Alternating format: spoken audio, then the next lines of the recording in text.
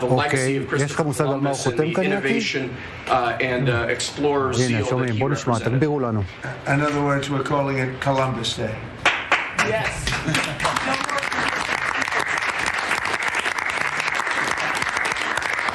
That was the press that broke out in applause. Can you believe that? I've never seen that happen before. The press actually broke out in applause. Good. Columbus Day. We're back. Columbus Day, we're back, Italians. We love the Italians. Okay. Thank you, Mr. Thank you. President. Great. Thank you very much. Have a good one, sir. So we covered Scandinavia and Italy. Not bad. Now for the rest of the world. So I want to thank everybody for being here. As you know, last night we reached a momentous breakthrough in the Middle East, something that people said was never going to be done. We ended the war in Gaza and really, on a much bigger basis, created peace. And I think it's going to be a lasting peace, hopefully an everlasting peace. Peace in the Middle East. We secured the release of all of the remaining hostages, and they should be released on Monday or Tuesday. Getting them is a complicated process. I'd rather not tell you what they have to do to get them. There are places you don't want to be, but we are getting the hostages back on Tuesday, Monday or Tuesday, and that'll be a day of joy. I'm going to try and make a trip over. We're going to try and get over there, and we're working on the timing, the exact timing. We're going to go to Egypt, where we'll have a signing, an additional signing. We've already had a signing representing me, but we're going to have an official signing.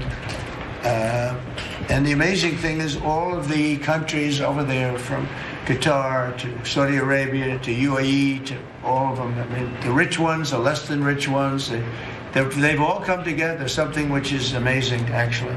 They've all come together for this, and they're really probably the best relationships they've ever had. So it's been really something incredible that nobody thought it was possible to get it done. And very importantly, the hostages are coming back. As you know, they consider them hostages. They talk about them as hostages, but there are approximately 28 dead people, mostly young, mostly men, but and boys. I mean, boys. The one woman talked about her baby. Her baby's 25 years old, but you know, to her it's her baby, and we're bringing them home. We're getting everything, and to those parents, the dead young man is just as important, as though this person were alive. It's amazing. I've never seen anything quite like it. I've been very much involved. I've never seen anything quite like it. But it's really peace in the Middle East.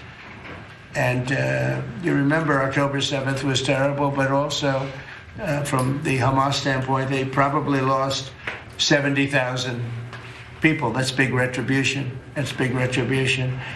But at some point, that whole thing has to stop, and we're going to see to it. Gaza is going to be slowly redone. You have tremendous wealth in that part of the world by certain countries, and just a small part of that, what they make will do wonders for Gaza. And I think you're going to see some tremendous countries stepping up and putting up a lot of money and taking care of things. But there's tremendous spirit like I haven't seen, and even the news, I won't call it fake news for this purpose, because they really were very fair today, I must tell you, in all cases. But they covered it very well. They covered it very fairly. Everybody loves it. Everybody. People that were never giving us a fair shake, frankly, they can't even believe it. They're so they're amazed by it. A lot of people are. But it was just everything came together. I think the attack was very important on Iran, because let's say that didn't happen, they'd probably by now have a nuclear weapon, numerous nuclear weapons, and therefore, even if we signed a deal, there'd be a big dark cloud over it, and it wouldn't be the same thing. So Iran's different, but Iran wants to work on peace now.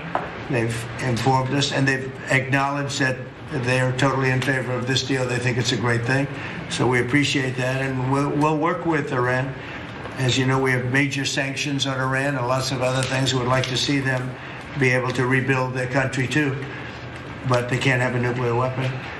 So I want to express my tremendous gratitude to the leaders of Qatar, Egypt, and Turkey for helping us reach this incredible day and for being there. They were there with us all the way. And of course, as you know, Saudi Arabia and Jordan and so many. I will tell you, President Erdogan was personally involved in dealing with Hamas and some of the others. He's been great. They've all been really amazing. Indonesia's been amazing. Indonesia's been fantastic.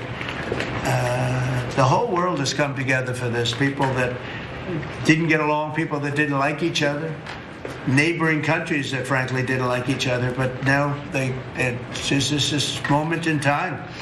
So we look forward to welcoming the hostages, like you can't believe, home to their families, and that'll take place early next week. We hope Monday or Tuesday.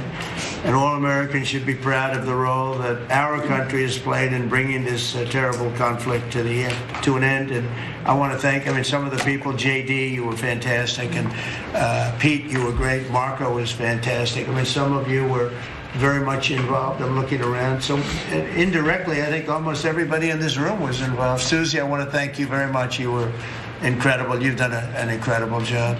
So, and yes, John, what you've done was invaluable. CIA, John Ratcliffe, and he's done an incredible job. So I want to thank you all, and if I'm missing anybody, I apologize, but you've been amazing. And then you have Steve Witkoff, who worked so hard. And you remember we settled 7, this is number 8, we settled 7 wars or major conflicts, but wars. And this is number 8. And the one that I thought would be maybe the quickest of all would be Russia-Ukraine, and I think that's going to happen too. But in the meantime, they're losing about 7,000 people a week, and that seems pretty bad. They're losing mostly soldiers, young soldiers. They go out to war, and they're getting killed. And while it doesn't affect us in a lot of ways, we've got a big ocean in between, you don't want to see that happen. It was a big mistake. That war should have never happened. It would have never happened if I were president.